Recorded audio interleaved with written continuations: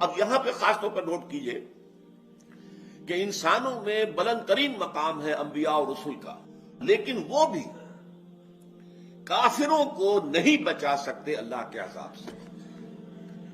حالانکہ اب کافروں میں اس سے زیادہ نزدیکی کون ہوگا؟ بیوی سے قریبی کون ہوگا؟ بہرحال ایک زندگی اس کے ساتھ گزاری ہے، تعلق اس کے ساتھ رہا ہے، لیکن یہ کہ وہ کام نہ آ سکے، کچھ بھی نہ بچا سکے اللہ کے عذاب سے۔ یہی ہے وہ حدیث جو میں نے آپ کو سنائی تھی اسی سورہ مبارکہ کے ابتدائی درس میں، کہ حضور اپنے ہاں کی خواتین کو لے کر بیٹھا کرتے تھے اور ایک ایک کا نام لے کر کہتے تھے، یا فاطمہ بنت محمد انقذی نفسک من النار فإنی لا املک لک من اللہ شیئا۔ اے فاطمہ، محمد کی لخت جگر صلی اللہ علیہ وسلم رضی اللہ تعالی عنہا، اے فاطمہ، محمد کی جگر کا ٹکڑا، اپنے آپ کو آگ سے بچانے کی فکر کرو، اس لیے کہ اللہ کے ہاں تمہارے بارے میں مجھے کوئی اختیار حاصل نہیں ہوگا۔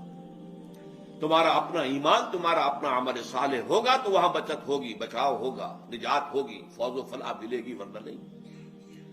یا صفیۃ عمۃ رسول اللہ انقذی نفسک من النار فإنی لا املک لک من اللہ شیئا۔ اے صفیہ، اللہ کے رسول کی پھوپھی، بچاؤ اپنے آپ کو، نکالو اپنے آپ کو آگ سے، جہنم کی آگ سے بچاؤ، اس لیے کہ میں قیامت کے دن اللہ کے ہاں تمہارے کام نہیں آ سکوں گا۔ تمہارا اپنا عمل ہوگا، تمہاری اپنی نیکی ہوگی، تمہارے اپنے اعمال ہوں گے، تمہارا اپنا ایمان ہے۔